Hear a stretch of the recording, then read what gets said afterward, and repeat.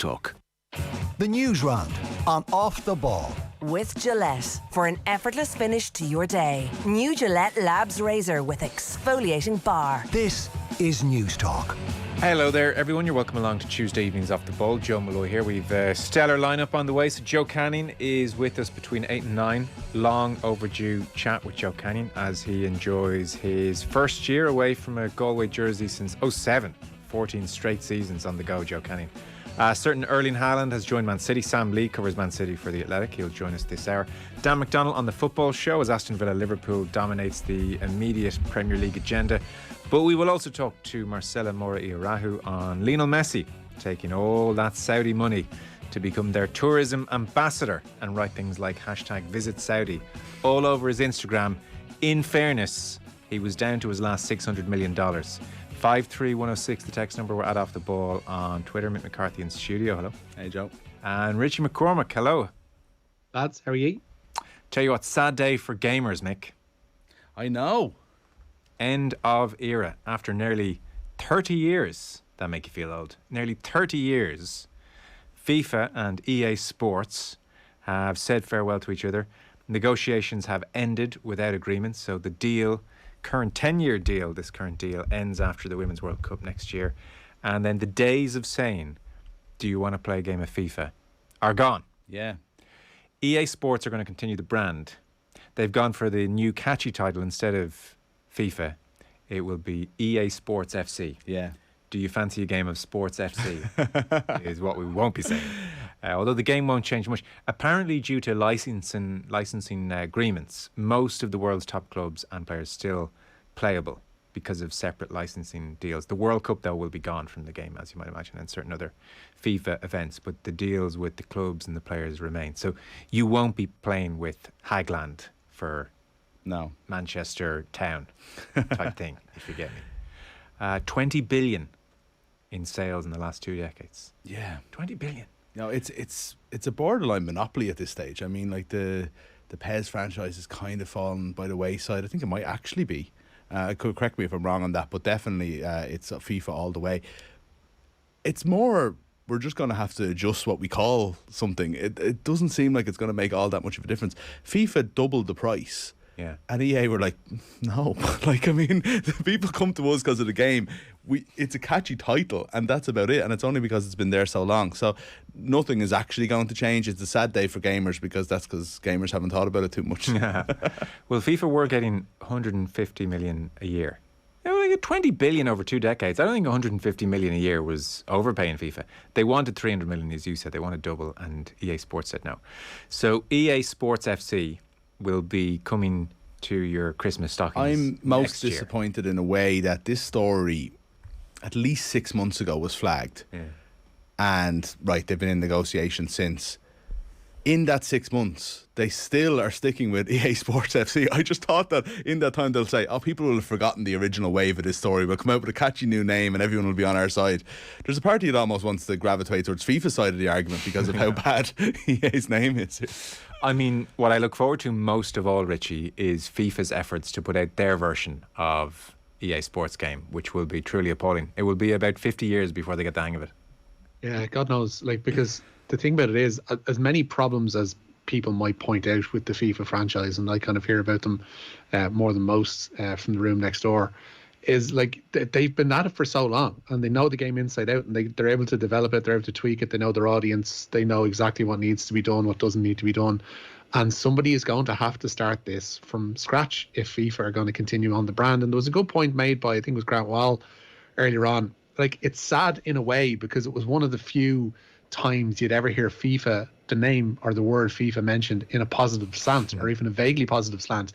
Now that's just completely gone because FIFA is just a byword for corruption and, backhanders and brown envelopes and, sports washing. Whereas, they had a nice little product on the go. They had, we're in 150 million households every year in a positive manner.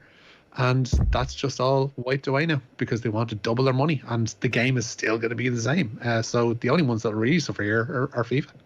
I think that's exactly right. I think FIFA are the losers in this. They're losing out on 150 million a year, but also exactly any positivity associated with the name whatsoever, or any I think, acceptance among folk to just sort of like let FIFA be as it is, because in some weird way I associate FIFA with this game that I love playing on Christmas morning or at 2 o'clock in the morning when I should be going to bed. All that's gone now. They don't have that. I think that actually, in a weird way, it sounds stupid, but I actually think that actually will harm them. The most recent version I have is maybe 2015. Right, okay. Which I play 1 week of the year around Christmas week because it's just still in the house. Yeah. And I would say it's too hard to score. Still. It's too hard to score in FIFA 15. That was my big complaint with it.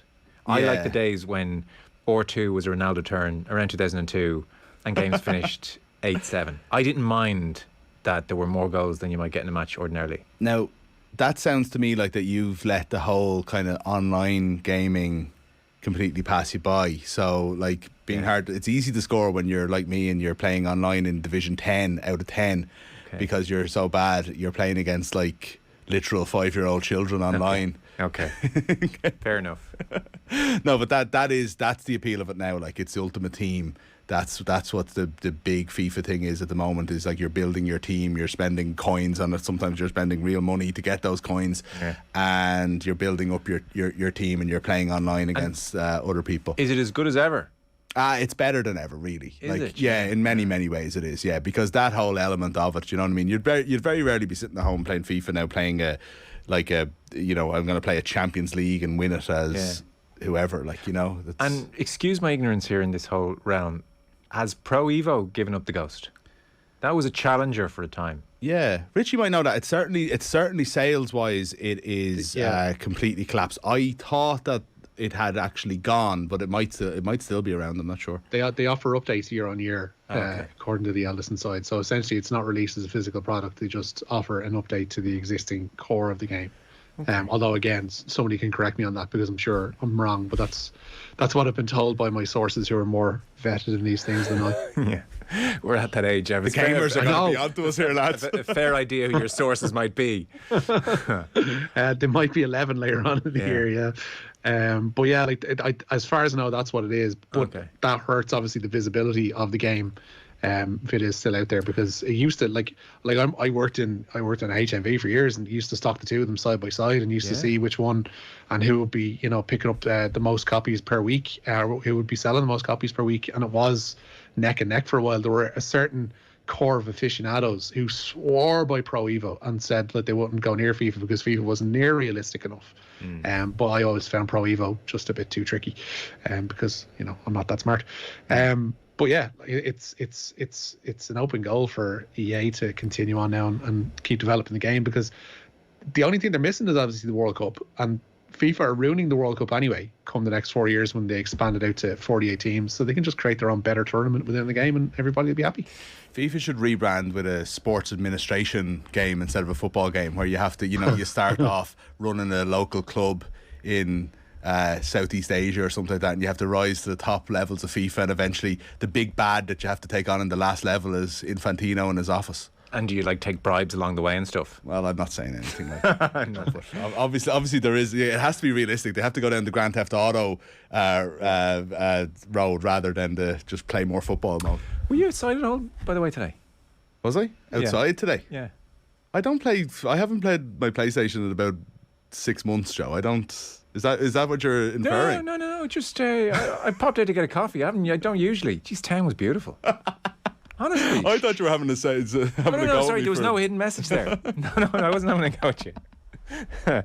Town's beautiful. People it was humming. I would say humming in the sunshine. People sitting outside, not for COVID reasons, just to sit outside. Dublin City is back. Is that what you're saying? I'm not going that far, but I was walking with my coffee, thinking, bloody hell, it's kind of nice to have a bit of an atmosphere again. Yeah. It's been a while.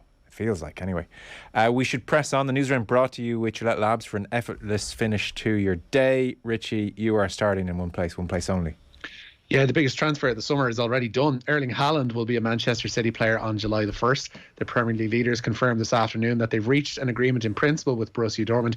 In effect, they've triggered his €60 million release clause. Haaland, of course, one of the hottest properties in Europe, having scored 85 goals in 88 appearances for the Bundesliga club. It's believed the 21-year-old will sign a 5-year contract at the Etihad. Dortmund, meanwhile, have returned to the same allotment where they plucked Haaland, paying Red Bull Salzburg €38 million for Karim Adeyemi as his replacement. Well, this is scary. Yeah, that's some goal record, isn't it? You kind of know this about Haaland. You know he's only 21, even though he feels older, and you know he has an amazing goal record. You see them written down together, 85 goals in 88 games, and still 21. Yeah. And, as much as City are going to pay him, that is a cheap price for them in terms it's a of dream. transfer fee, It's an absolute dream. I mean, this buyout clause, if you take, for instance, I heard the point made, the Jack Grealish buyout clause was Grealish and his agent doing Aston Villa a favour. This buyout clause for Haaland was doing Haaland a favour. Yeah. It's an amazingly cheap deal. It's a dream deal. It meant he's basically akin to a free transfer, and he got to pick the best offer. I mean, Man City is his choice. So 85 goals and 88 appearances. Any fears that he's a flat track bully in the Bundesliga, blown away by his Champions League record. He is averaging in the Champions League, of all players with more than 15 goals, he is averaging a goal every 64 minutes. Nobody else is under a goal every 100 minutes. Messi is like 104. He is the record for most Champions League goals of any player under the age of 21. So he has 23. Mbappe, 2 fewer. Messi had 17 before the age of 21. Benzema had 13. So Haaland has 23. I watched all of his goals today, just on YouTube. Okay. It was like a meditation in Haaland. He doesn't take your breath away very often. He scores a huge number of tap-ins. I would say his most prominent goal, and to be fair, this is the scary thing when you think of how Man City go about their business. His most common goal is pull back from the byline, tap in from inside 5-6 yards. Yeah. Tap in, tap in, tap in, tap in. There's about 50 of them. They're just tap-ins. Yeah. And his movement seems to be such as well that none of the runs are particularly eye-catching or seem outrageously clever or unforeseeable. But he just seems to pick the right one and they can't get at him. And I mean, a couple of times he runs in behind. He's not lightning fast, but he's also never really caught. He has enough. And he scores the odd header. So for Dortmund, his 31st goal was the first one outside the box. Right, okay. That kind of a deal. This guy's like the ultimate feed me. Which is what Man City need, I suppose. Which is what they need, yeah. But I do often wonder, will they play to that strength? I suppose my question is, and I haven't seen him as much as you, and I'd be interested in what Richie thinks as well, is he a guaranteed home run here? I think so. I think so. It's as close as you can get. I just wonder, that there is a step up in level. I know we can say the Champions League is the best, but depends what games you're playing in the Champions League. Dortmund haven't gone deep into the Champions League in Haaland's time there, and you could argue that the Premier League, considering that both finalists last year, a new finalist again this year. The Premier League in the top 4 or 5 is as good as any of the Champions League. So you would just say that it is still a step up. We've seen it in Sancho this year, going into a horrible situation that Haaland obviously won't be. So what you're saying is, I'm not saying anything. I'm questioning. I'm just asking a question as to whether or not this is as guaranteed a home run as everybody seems to be making out. No transfer is guaranteed, but this is as close as you can get. And if those last 4 years are his baseline, as a 21-year-old, exactly, he's so young. You can only say he's gonna. If he is only going to improve at this age, that is a very, very scary prospect for everybody else, bar Man City. So what you're saying is, for the purposes of a clip here, are you clipping me here? Yeah, that's. Is he the new Timo Werner? Bundesliga Look, I bully. don't see a huge amount of difference between Haaland and Werner, to be honest. Yeah, Bundesliga bully set to flop, something like that. I'm devil's advocating here. I'm sure Sam will tell us why City are laughing all the way to the bank. Do you know here. one of the interesting things about Haaland as well? Just reading into his background. So obviously he comes from footballing royalty, and alf-inge hobbles away from Old Trafford back to Norway to set up shop with the family, and Erling's playing with the local team, and he was outstanding. And his coach, who had him from 11, said that all of those tapping goals, he seemed to have that knack for tapping goals even as an 11-year-old, which is very impressive. And so from the age of about 14, he started playing, he was playing with older boys all along the way, but from 14, he was playing, with the under-17s and under-19s at times. And therefore was physically very small and had to rely on stealth and movement and intelligence. Between the ages of 14 and a half and 16 and a half, he grew 25 centimetres.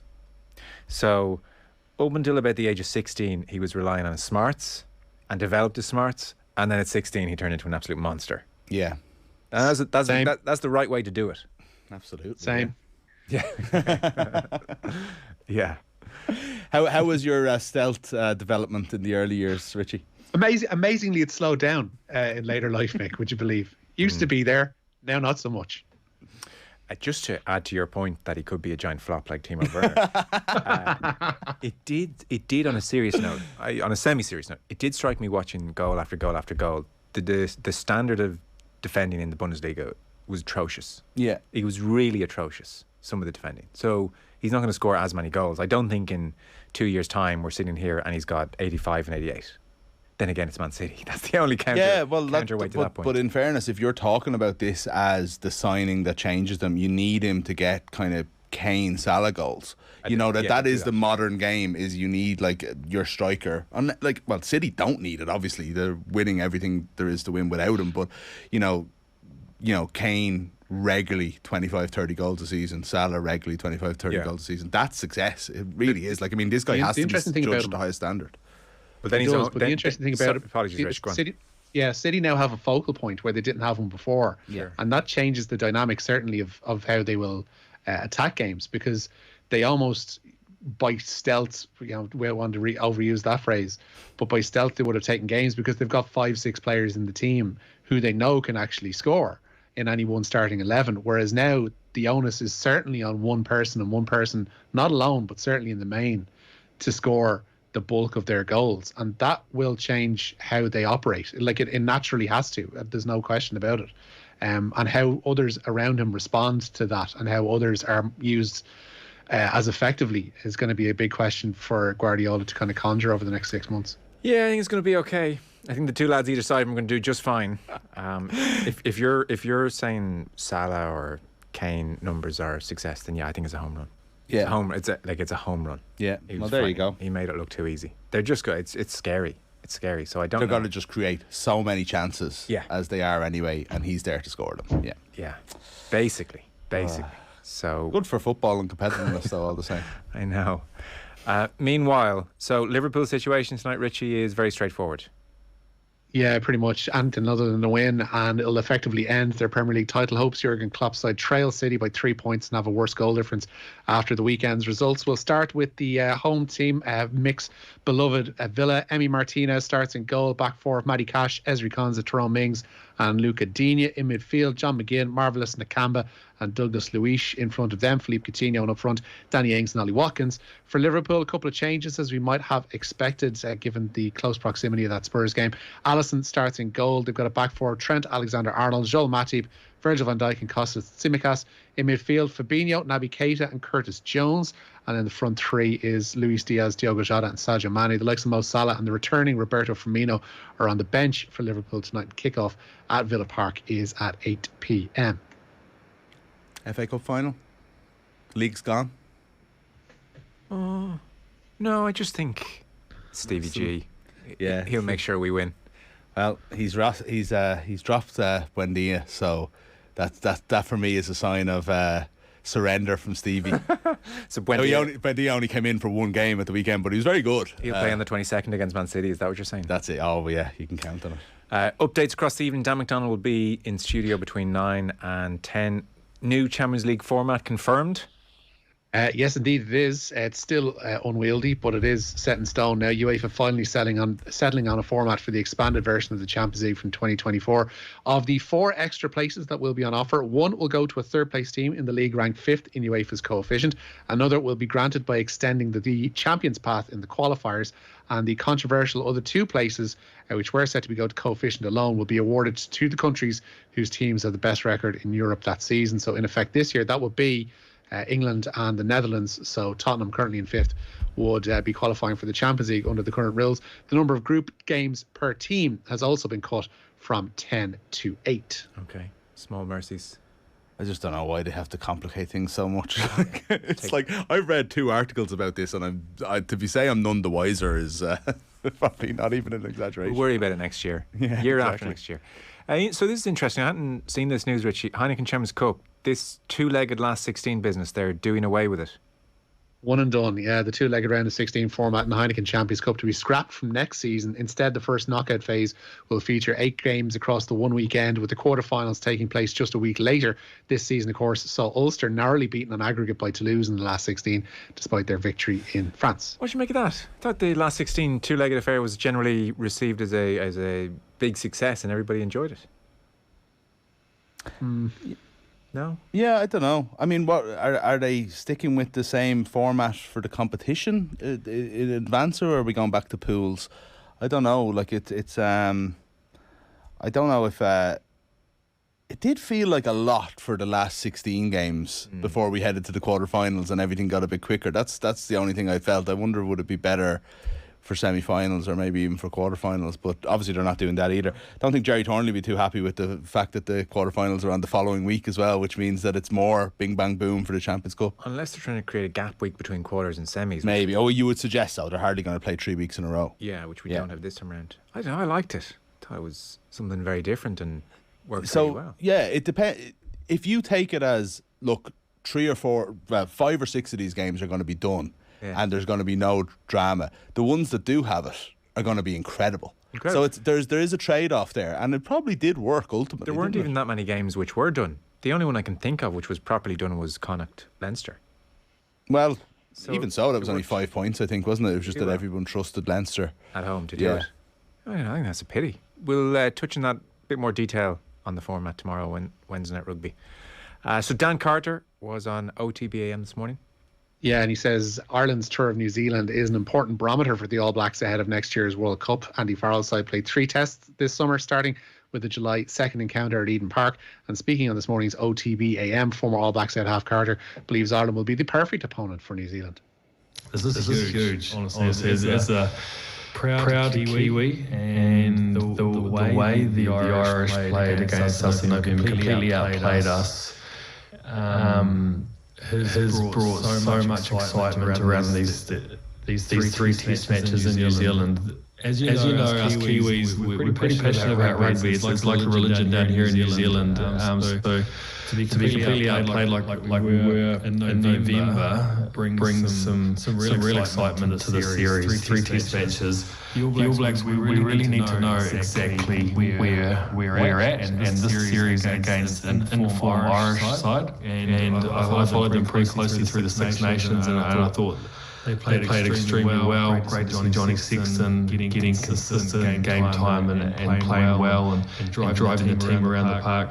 So I'm hugely excited. I've given you the real long answer. I can't say. I have to support my Kiwi brothers whenever they play, but these are just the test matches that the All Blacks need just over a year from the World Cup to just see exactly where we're at, whether we've got combinations right, how much change we need to make over the next 18 months. And I'm sure the Irish are pretty keen to build on the momentum that they started, or that they've been building over the last few years against the All Blacks.